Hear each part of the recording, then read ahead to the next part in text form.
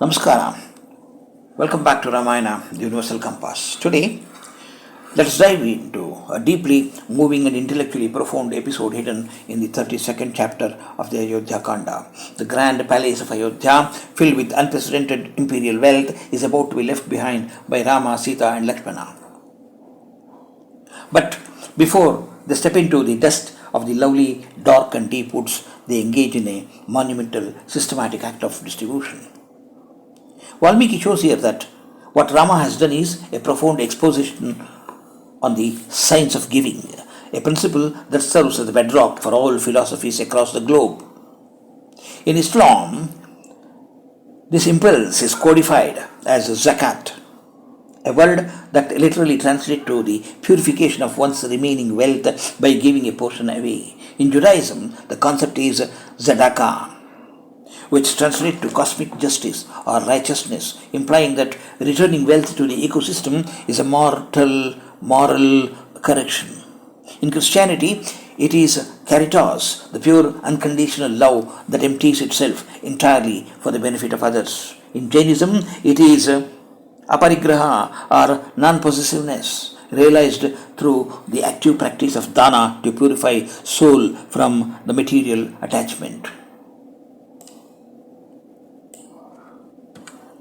This universal seed finds its absolute pristine origin here in the Ramayana, rooted in the Sanskrit verbal root Da. The truest philosophical meaning of Da is purification. It is a cleansing of the spirit, a deliberate washing away of the standard human delusion of absolute ownership. This beautiful purification operates in a multi-dimensional flow of energy beautifully captured by a verse. Dadati Pratigrakhyati Guhyamakhyati Pruchhati Bhunkte Bhojyate Chaiva Shadvidham Priti Lakshanam. Giving, receiving in return, revealing one's deeper secrets, inquiring after the well-being of others, sharing food and offering hospitality. These are the 6 structural expressions of pure love and spiritual affection. Rama's actions in this chapter are a vibrant manifestation of this Priti Lakshanam. However, the Vedic science of Dāna demands extreme precision and discernment. Scriptures draw a monumental distinction between Patradana, giving to the spiritually eligible, and Apatradana, giving to the non-deserving. True giving is not blind or emotional, it requires high intelligence.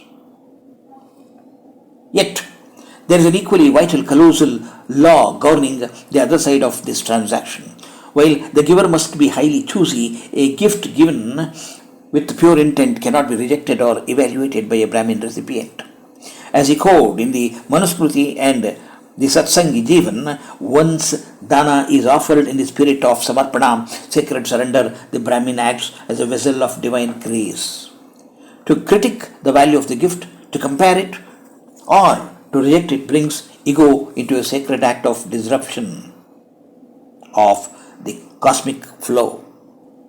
The recipient must accept it with absolute humility and reverence, leaving any question of purification or redirection for later in private. This mutual sanctity, meticulous discernment by the giver, and unconditional humility by the receiver is what allows Dāna to reflect the deeper truth of Datta Swatantriya, the absolute inherent free will that the Lord blesses every being with. When the Lord grants us resources, He detaches Himself from how we employ them. This is where the complex jugglery of karma begins. Whether a soul uses their wealth for fleeting entertainment, for the upliftment of the poor, or for the happiness of their beloveds, each choice attracts a distinct karmic resonance that shapes the next birth. In this grand loop, God does not micromanage cause and effect. The law of karma runs its course automatically until the soul truly awakens, reflects upon its journey, and offers heartfelt prayers, apologizing for the mistakes it may have inadvertently committed. It is there, in that space of pure surrender, that God interferes. He steps in to balance the heavy ledger of karma, orchestrating the precise measure of progress, prosperity, or protective poverty needed for the soul's ultimate devotion, evolution. Thank you. Sri Krishna Arpanamastu.